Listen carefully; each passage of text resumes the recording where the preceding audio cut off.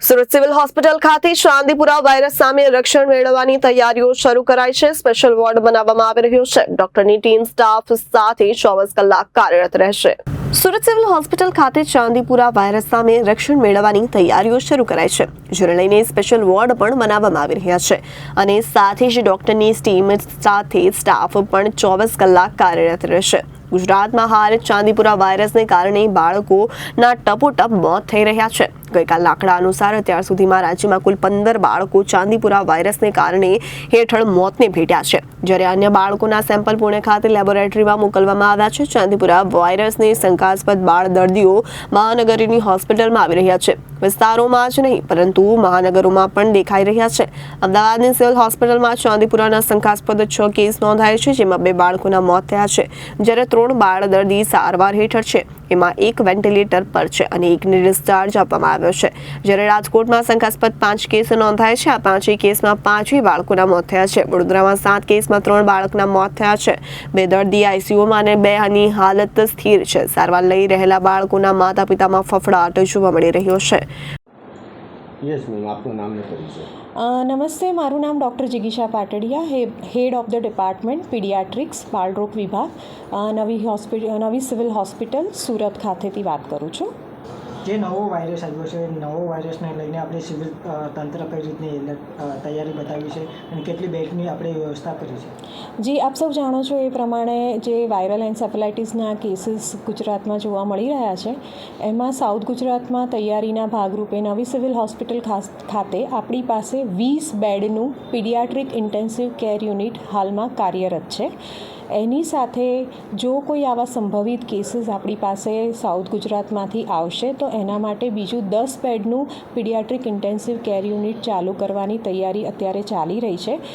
એટલે કે અમે બપોર સુધીમાં એને કાર્યરત કરી લઈશું।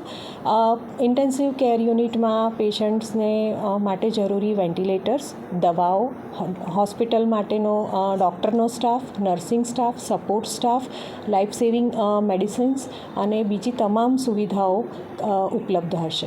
કેટલા ડૉક્ટરો એમાં કાર્યરત રહેશે? હાજી, અમારી એક ઇમરજન્સી ટીમ 24/7 ઓન ડ્યુટી રહે છે। એની સાથે પીડિયાટ્રિક ઇન્ટેન્સિવ કેર યુનિટનો ડેડિકેટ 6 થી 7 ડૉક્ટરોનો સ્ટાફ 24/7 ઇન્ટેન્સિવ કેર યુનિટમાં હાજર રહે છે। આ વાયરસ કેટલો ગંભીર ગણાય છે? આ વાયરસની શરૂઆત સામાન્ય લક્ષણોથી થાય છે, જેમ કે બાળકને ઝાડા ઉલટી થવા, તાવ આવવો, અને એ પછી જો બાળકને યોગ્ય સારવાર અને ટ્રીટમેન્ટ આપવામાં નથી આવતી તો આ બાળક બહુ ઓછા સમયમાં બાળકને તાવ વધી જાય છે, ઝાડા ઉલટી વધી જાય છે, અને આ વાયરસનો ચેપ મગજ સુધી પહોંચતા મગજ પર સોજો આવતા ખેંચ આવવાની શક્યતા અથવા તો બેભાન થઈ જવાની શક્યતા રહેલી હોય છે।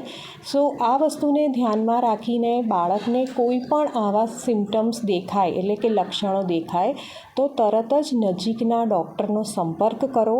ડૉક્ટરની પાસે નિદાન કરાવીને યોગ્ય સારવાર કરો। સારવાર પછી પણ જો આપના બાળકને સંતોષકારક ફેરફાર નથી દેખાતો પરિસ્થિતિમાં તો તમે નજીકની ડિસ્ટ્રિક્ટ હોસ્પિટલ અથવા મેડિકલ કોલેજના ડૉક્ટરનો તરત જ સંપર્ક કરો, અને જો ડૉક્ટર તમને ત્યાં દાખલ થવાની સલાહ આપે છે તો મહેરબાની કરી દાખલ થઈ બાળકના યોગ્ય નિદાન અને સારવાર આગળ વધી શકે એ માટે જરૂરી પગલાં લેવા માટે ડૉક્ટરનો સંપર્ક કરી અને એમને સહાય કરો। તકેદારી કઈ રીતની રાખવી જોઈએ?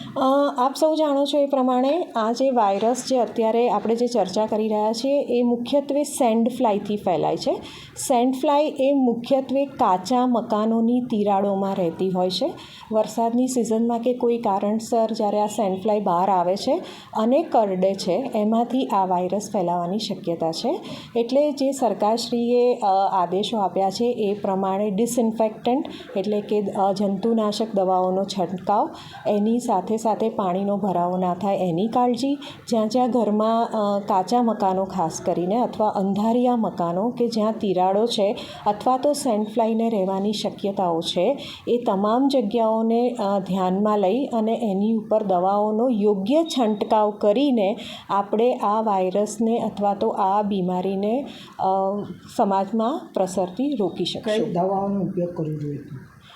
સરકારશ્રીએ જુદી જુદી જંતુનાશક દવાઓના ઓલરેડી કલેક્ટરશ્રીને ડીડીઓ શ્રીને અને તમામ જિલ્લા પંચાયતને એના આદેશો આપી દીધા છે. એ પ્રમાણે સર્વેલન્સની કામગીરી અત્યારે એમના લેવલ ઉપર ચાલુ હશે.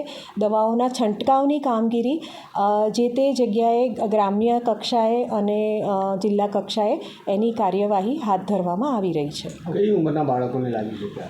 આ સામાન્ય રીતે નાના બાળકોને એટલે કે 9 વર્ષથી માંડી અને 13 થી 14 વર્ષના બાળકોમાં આ વસ્તુ જોવામાં અત્યારે હાલ પૂરતા લક્ષણો આ નાના બાળકોમાં જોવા આવી રહ્યા છે. અને એના માટે અમે એવી સલાહ આપીએ છીએ કે સૌથી પહેલાં પાણીનો ભરાવો અટકાવો. તમને કોઈ આવી સંભવિત તિરાડોવાળી જગ્યા લાગતી હોય કે એવી સંભવિત જગ્યા લાગતી હોય તો મહેરબાની કરીને તમારી આજુબાજુ એને શોધો. બીજું કે બાળકો નાના છે, રમવાના, બહાર આવીને રમવાના છે, એ લોકો એમની પ્રવૃત્તિ કરવાના છે, તો સૌથી સારામાં સારું છે એમને આખી બાયના કપડાં પહેરાવો, જેમ કે ફૂલ સ્લીવ્સના કપડાં અને નીચે પેન્ટ પહેરાવો. બને ત્યાં સુધી શરીરનો મોટાભાગનો ભાગ જે શરીરનો ભાગ છે એ ઢંકાયેલો રહે તો આપોઆપ જ પ્રિકોશન્સ આપણે લઈ લીધા છે એવું ગણાશે. Reporter Hitesh Prajapati, Janadesh news, Surat.